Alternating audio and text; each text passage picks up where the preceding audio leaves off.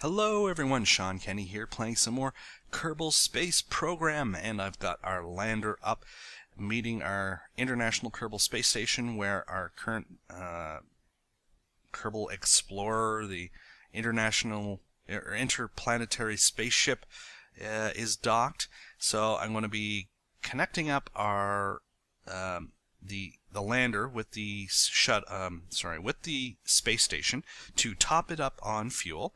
Now, unfortunately, Erden, this was supposed to be just a remotely piloted drone that was going to get up there without any pilots. But Erden did manage to weasel his way on board. And now the Kerbal Space Center has ordered him back because he is running the Kerbal Space Center Secret Santa, and they're at a loss without Erden on the ground. And as much as he really wanted to get into space, he sort of hitchhiked a ride on the lander, but he is being ordered back, and this is going to be a good opportunity to test out our return capsules for the space station, make sure they have enough little RCS fuel, the parachutes are working. I anticipate everything's going to be fine with them, but we'll be able to give them a little test here as well. So I'm going to begin Erden connected up onto the one of these little pods here. Fortunately, sometimes when you grab it at a weird angle, it sends the Kerbal off spinning. It's okay though, we'll fire up our jets and stabilize here and try this again. Hopefully we won't go flying off into space again. Might have helped if I turned the lights on the space station as well, but we have some headlamps, so it's not that big of a deal. Here we go. Alright. Oh, stay on, keep a grip. Alright.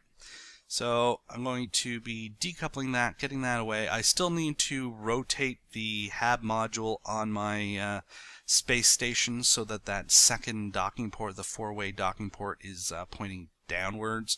As it is right now, it's pretty much useless. It's two of them are being blocked by the solar panels, and then the other two are being blocked by the return pods. So, but for the moment, I'm going to get the interplanetary ship put together and topped up on fuel, and then that's something I can do afterwards. It's a pretty simple maneuver. We just need to do a straight 180-degree rotation, and we'll be good to go.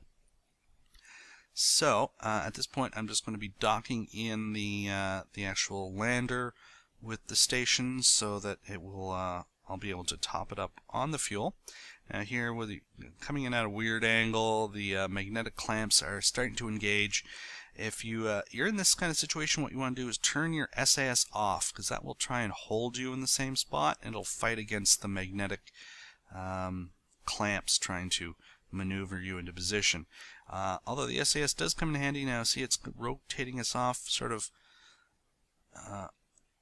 at the opposite angle, so I just tap the SAS to sort of stop our movement that way, and then let and then turn it off again, let the magnets rock us back forward. And now we have coupling. We can now top up all the fuel tanks, all the RCS.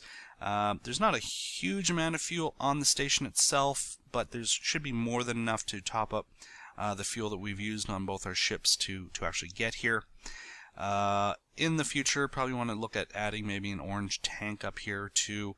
That will give me like tons of fuel to do any kind of space operations that I want to do. And with 0.22 on the horizon, I had no idea when it's coming out, but they are working on it.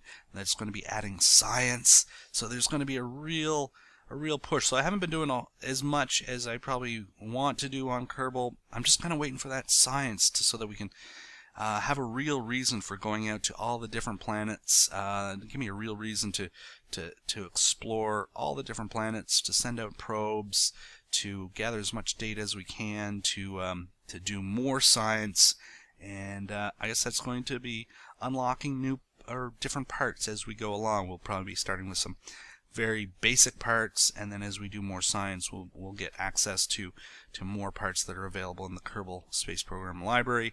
As this sort of gets closer and closer to an actual career type gameplay. Still not there yet, but it's, oh man, it's definitely coming, and I can see just how great this is going to be. So on that lander, this is just a little automated drone. That basically the idea was just to have the lander fly up unmanned, and then this little return, this little node, the computer that was guiding it up there would be able to return back, because I won't need it once it's connected to the actual Explorer ship. So here I'm just doing a little deceleration burn, getting it into the atmosphere, and then watching it as it burns up, because I like watching things re-enter the atmospheres. It's just really cool. Things don't burn up as of yet, per se. It does no damage, but I'm sure that'll come eventually as well. And just tracking in, making sure that it is destroyed. Excellent. Now, the one thing I probably should have done was once I detached that, I should have just switched over to my Explorer ship here and docked with the lander. But I wanted to see that little thing re-enter the atmosphere. So time acceleration, and the lander has drifted off away from the space station. So I'm going to have to do a little bit of an orbital rendezvous maneuver again to catch up with it. I'm wasting a little bit of fuel, but we're not going very far, and I think the relative efficiency of these engines, it's not going to be a major deal, just going half a kilometer here or so to try and rendezvous with our lander. And after a little bit of time, of course it is a long process, and the lights shine on it, and I realize I've been going after the wrong target. Well, damn. Alright, so the lander was drifting out the other way. There it is. And so, once again, orbital maneuver time. Once again, wasting a little bit of fuel, although in the long run it's not going to be enough to reduce where we can go significantly.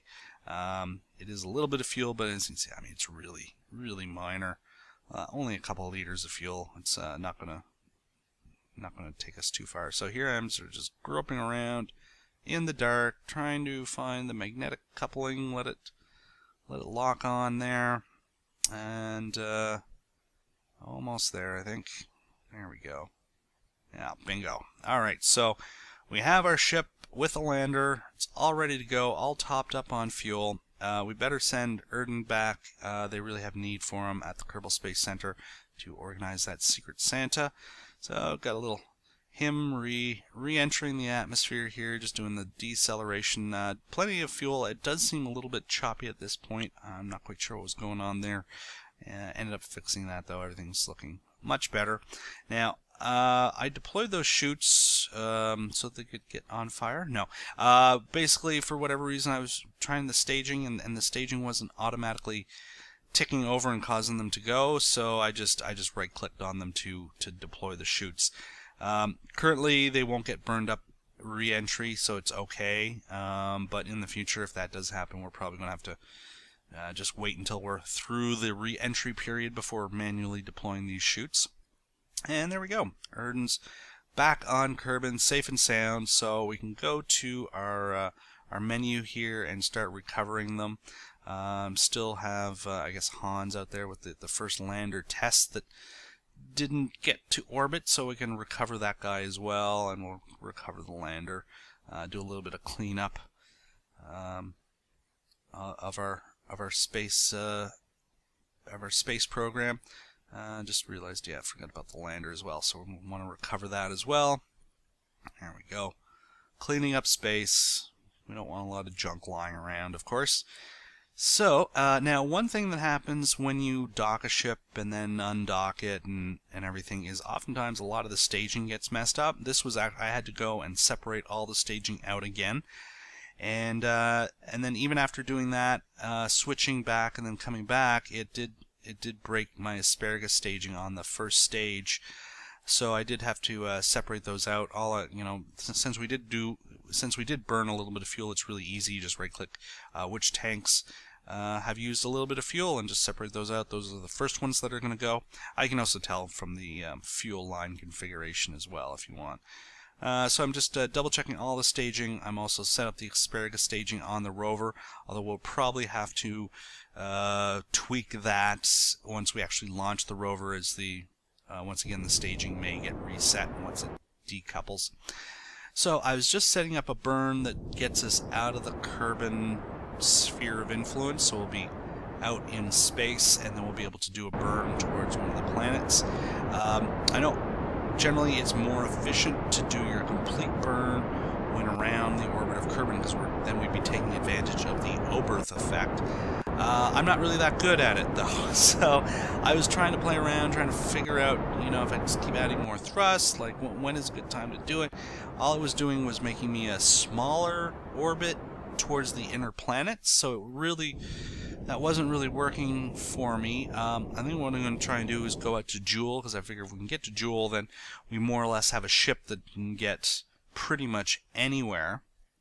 Once again, I'm really not doing the most fuel efficient approach to it, though. I'm sure there are, if I was doing gravity assists, like there's much more that I could have done to save fuel on this journey. But this is generally how I do most of my interplanetary traveling, is I get out of Kerbal's orbit, then when I'm sort of out in interplanetary space, then I'll do another maneuver, just generally because it's easier for me to figure it out that way. I'm sure all you pros out there can slingshot off the moon and end up at Dres if you want, but not really me. So here we are. Just I got more or less an intercept set up, trying to use as little amount of fuel, although it is still going to be about like 2,800 meters per second of delta V that we're going to need to get out of our ship, which is okay. I mean, we do have a fair amount of fuel. So this is going to be a 14-minute burn. It does take a while. I've skipped ahead already a little bit here. Or no, getting out of the atmosphere. Okay, we used the first tanks to get out of the atmosphere. Now these second tanks, once these go, this actually gives me an orbit pretty close to Duna. I didn't include that clip of video where I was showing that. Basically, and then it uses pretty much all this rest of that large bottom tank to get out to Jool. So I'm getting a little worried about our how much fuel we have available. I have an intercept set up there now, though. We are kind of committed, so let's go. Let's head out to Jool. Let's check it out. I was just sort of tweaking around, trying to make a better periapsis, maybe get us a little bit closer. But at this point, I'm pretty much going to cut it down. We'll skip ahead to our deceleration at this point. We are just we've entered the sphere of influence of Jool, and we now need to do a deceleration burn. I've pretty much used most of this. You can see most of that fuel in that main Rocco Max fuel tank. Getting out here, we're going to be using a little bit of the rest of it to decelerate and try and get us into an orbit. And now, see, what I'm worried about is that this is sort of the stage that I consider our return home stage. So I really don't want to be using too much fuel. I ended up having to, so what I'm going to do is I'm going to be transferring the fuel tanks from the 4 smaller tanks on the lander into my main craft. Now, I really should have been a bit smarter about this by closing up my solar panels first before deploying, ejecting those empty tanks. Thankfully, we didn't have any major mishaps, so it's all okay. So we've sort of scavenged a bit more fuel from the lander, and here I'm still trying to. There we go. We're getting an orbit around Jool, but here we are. I'm running into a little bit of a problem in that I don't think we really have enough fuel to visit any place and get back. I still have a bit of fuel in the lander, and I think the lander's probably got enough to actually land on one of these small asteroid-like planets, moons, and return. But I think the fuel, in order to actually get us into orbit, to deliver the lander, is going to use up all the fuel in our ship. So we can actually land on something, but I think we're going to be stranded. Or I might be able to transfer all the fuel from the lander, ditch the lander, and attempt to make it back to Kerbal. So I'm going to leave it up to you guys. Leave a comment. What do you want me to see me do? I always want to try and return my Kerbals home. So if we do try and land on a planet, it may end up being a rescue mission later on that I'm going to have to try and do. Do you want to see that? Do you want to just see, okay, we've sort of flown out to Jool, let's try and get the ship back, and maybe we can do a little bit of redesign to get a little bit more out of it. But that's kind of where I'm at now. I'm in this sort of like highly elliptical orbit, and I'm just not quite sure where to go. Either we can break off, return home, or continue on and sacrifice our Kerbals to check out Jool.